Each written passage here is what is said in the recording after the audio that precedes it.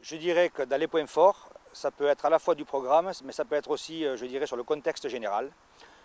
Je pense que le plus gros de mes points forts, c'est le fait que je ne suis pas affilié officiellement à un parti politique. Je me présente en candidat divers droite. Je suis gaulliste social, comme l'était mon père, qui était l'ancien député de la 4e circonscription. Et à ce titre, justement, quel que soit le gouvernement qui sera élu à l'issue des élections législatives, le gros avantage que j'aurai, c'est que je serai libre de mes décisions, libre de mes choix. Donc à ce titre-là, quel que soit le gouvernement, si une proposition de loi me paraît bonne, je la voterai. Si elle ne me paraît pas bonne, je ne la voterai pas.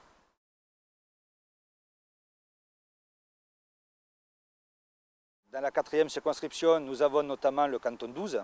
Le canton 12, c'est donc tout ce qui est Mirail, Saint-Simon, la Rainerie. Donc ce sont des quartiers que je dirais un peu plus difficiles que d'autres. Donc il y a beaucoup de choses à faire, notamment au niveau de la politique de la ville. Donc c'est un point sur lequel je serai très attentif pour que, dans un premier temps, ces quartiers évoluent de façon, je dirais, positive. Et donc là, tout le rôle du député, c'est de savoir peser aussi dans les grandes décisions qui sont prises et en partenariat évidemment avec les collectivités locales pour que ces quartiers soient gérés de la meilleure des façons.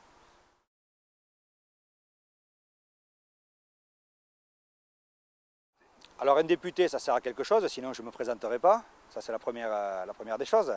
Ce qu'il faut savoir, c'est qu'un député n'est pas là que pour ratifier des lois, il est là aussi pour proposer, pour discuter, pour amender, pour faire en sorte qu'une idée soit, je dirais, mise en œuvre de la meilleure des façons et applicable au plus grand nombre. Voilà. Donc ça c'est le premier point. Le deuxième point, un député est là aussi pour défendre son territoire. Voilà. Alors quand je dis un territoire, ce n'est pas forcément que la 4e circonscription. Un député est là aussi pour défendre les valeurs ou, je dirais, les projets de son département. Voilà. Et je pense qu'en Haute-Garonne, des projets et des choses à faire, il y en a énormément, car c'est une ville dynamique. De par mon métier, j'ai un attachement particulier à tout ce qui est aéronautique et notamment à Airbus. On sait qu'aujourd'hui, même si Airbus est dans une position favorable en termes de commandes, en termes de vente, il faut rester très vigilant. Et je pense qu'un député est là aussi pour faire attention que les équilibres soient respectés. On sait qu'il y a quelques tiraillements entre la France et l'Allemagne. Voilà, et il faut que nos emplois restent en Haute-Garonne. Nous avons beaucoup de sous-traitants en Haute-Garonne. Il faut savoir que l'aéronautique est le plus gros employeur, je dirais, de notre département.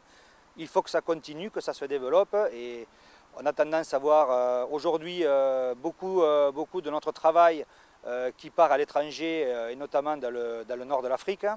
Et moi, mon but, c'est de me battre pour que ces emplois restent dans notre département.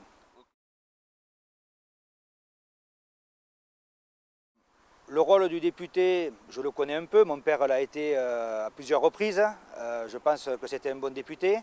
Je transporte les mêmes valeurs, c'est-à-dire des valeurs d'abord de droite évidemment, mais je suis un gaulliste social comme lui. Je pense justement que dans la période actuelle, qui est une période difficile pour notre pays, il faut être au-delà des partis. C'est d'ailleurs le but de ma candidature d'hiver droite. Moi je pense qu'on ne peut pas rester attaché qu'à sa famille politique. J'ai une candidature d'ouverture, de rassemblement.